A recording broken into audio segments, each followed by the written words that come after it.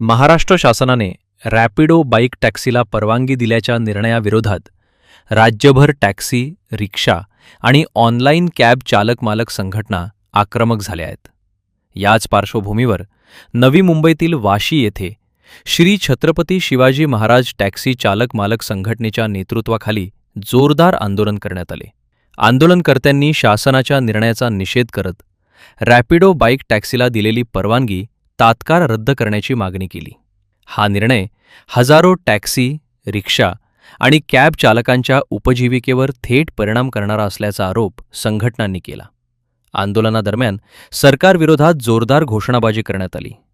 चालकांचे हित धोक्यात घालणारे निर्णय स्वीकारले जाणार नाहीत असा इशाराही आंदोलकांनी दिला. संघटनेचे अध्यक्ष बाळासाहेब शिंदे यांनी शासनाने तातडीने सकारात्मक भूमिका घ्यावी, अन्यथा राज्यभर तीव्र आंदोलन छेडण्यात येईल असा इशारा दिला. तसेच उद्यापासून एकही बेकायदेशीर रॅपिडो बाईक टॅक्सी रस्त्यावर चालू देणार नसल्याचे त्यांनी स्पष्ट केले.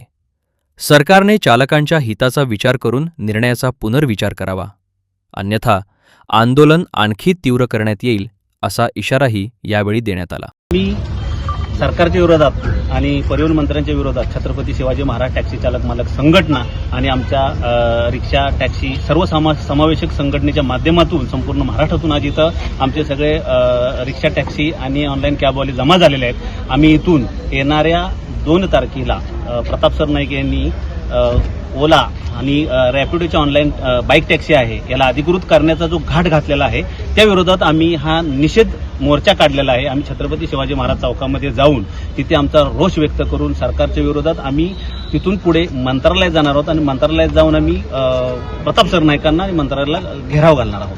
त्यांनी जर मागण्या मान्य नाही केल्या तर उद्यापासून आम्हाला जर सरकारचं कुठलं निवेदन आले नाही तर उद्यापासून आम्ही एकही बेकायदेशीर रॅपिडो बाईक टॅक्सी रस्त्यावर चालू देणार नाही. उद्यापासून आमचं खळखट्याक चालू होणार आहे आणि सरकारला जर तसं वाटत असेल आम्ही असं करावं आणि आमच्या गोरगरीब कुटुंबांनी रस्त्यावर यावं तर मग सरकारची भूमिका आज जर आम्हाला सांगितली नाही येत्या 2 दिवसात तर उद्यापासून आमचा कार्यक्रम चालू होणार आहे.